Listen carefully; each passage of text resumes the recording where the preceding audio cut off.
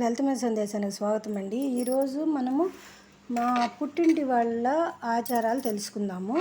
మా పుట్టింటి వారి పేరు ఉల్లగంటి వారు. పూర్వము ఉల్లగల్లు అనే గ్రామానికి చెందిన వారు వీరు. అందుకని వీళ్ళ ఇంటి పేరు ఉల్లగంటి వారు అయిందనమాట.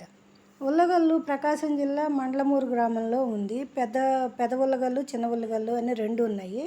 మా తాతగారు ఉల్లగంటి గురవయ్య గారు, మా నాన్నగారి పేరు ఉల్లగంటి వెంకట సుబ్బారావు గారు. నేను సుబ్బారావు గారి మొదటి అమ్మాయిని. ఇక ఉల్లగంటి వారి ఆచారాలు, సంప్రదాయాలు, ఇలవేల్పుల గురించి చెప్పుకుంటే, వీరి ఇలవేల్పు కొండ గురునాథుడు. రవ్వారం కథ ఉంది కదా, ఈ ఇంటి పేరు గల పూర్వీకులకే జరిగింది. వివరాలకు ఆ వీడియో చూడండి. ఇలవేల్పు గురునాథుడైన మొక్కులు, ముడుపులు, కానుకలు, పుట్టు వెంట్రుకలు మొత్తం శ్రీనివాసుడివే. గ్రామదేవత పోలేరమ్మ తల్లి.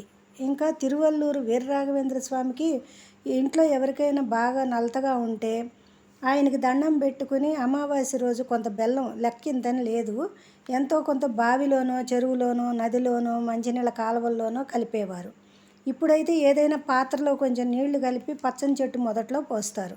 ఇంట్లో ఏమైనా శుభకార్యాలు జరిగితే, అంటే వివాహం, ఉపనయనం, గృహప్రవేశం, ఇలా పిల్లలు పరీక్షలు పాస్ అయినా, ఉద్యోగాలు వచ్చినా, కష్టమైనా, నష్టమైనా, సంతోషమైన, సంబరమైన, ఏ సందర్భంలో అయినా, లేకపోతే ఊరికే అనుకునైనా గురునాథ పొంగలి పెడతారు.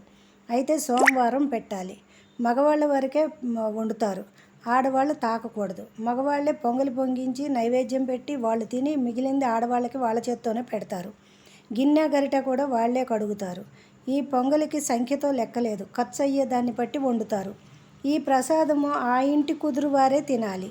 అంటే ఇంటి పేరటి వాళ్ళు, ఆ ఇంటి ఆడపిల్లలు, వాళ్ళ భర్తలు, పిల్లల వరకే పరిమితం, వేరే ఎవరికి ఇవ్వరు. ఒకవేళ ఖర్చు అవ్వకపోతే మిగిలింది భూమిలో పాతి పెడతారు.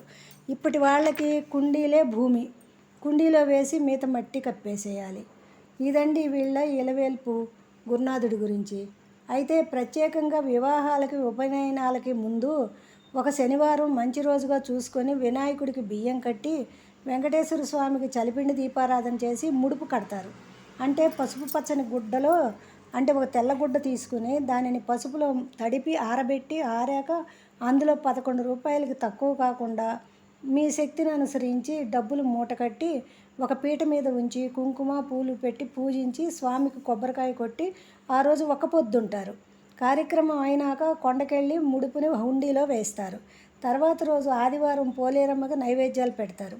ఈ తల్లికి వేడి నైవేద్యాలు, చద్ది నైవేద్యాలు రెండూ సమర్పిస్తారు. అంటే పొంగలి, గారెలు, చల్లగా పెరుగన్నం నైవేద్యంగా పెడతారు. తర్వాత రోజు సోమవారం గురునాథుడి పొంగలి పెడతారు. పెళ్ళయ్యాక ఇంకా ప్రత్యేకంగా గుర్రపు పొంగళ్ళు ఉండవు. సత్యనారాయణ స్వామి వ్రతం చేసుకుంటారు వధూవరులిద్దరూ. వీరికి శ్రావణ మాసంలో మంగళగౌరి నోములు లేవు. వరలక్ష్మి వ్రతం తప్పనిసరిగా విగ్రహం తయారు చేసుకుంటారు. తోరాలు ఎంతమంది ఉంటే అంతమందికి పోసుకుంటారు. 9 పోగులు, 9 ముళ్ళు, 9 నైవేద్యాలును, పెళ్ళికి 9 జ్యోతులు చేసుకుంటారు. ఇక ఏ వ్రతాలు ఉండవు. ఇంకా తోరం దొరికితే అనంత పద్మనాభ స్వామి వ్రతం చేసుకుంటారు. అది కూడా వాళ్ళ ఇష్టాలేను. సీమంతాలు ఉండవు. కార్తీక మాసం సోమవారాలు నత్తాలుంటారు. క్షీరాబ్ది ద్వాదశి చేయరు. అందరితో కలిసి ఇప్పుడు దేవుడికే కదా అని చేసుకుంటున్నారు. నాగుల చవితి తప్పనిసరిగా చేసుకుంటారు. ఆడపిల్లలకి పెళ్ళయ్యాక వాళ్ళ ఇంట్లో ఉండే ఆచారాలని గౌరవించి ఇంటికి తీసుకొచ్చి ఆయా వ్రతాలు చేయిస్తారు. ఆడపిల్లలకి సీమంతాలు చేస్తారు.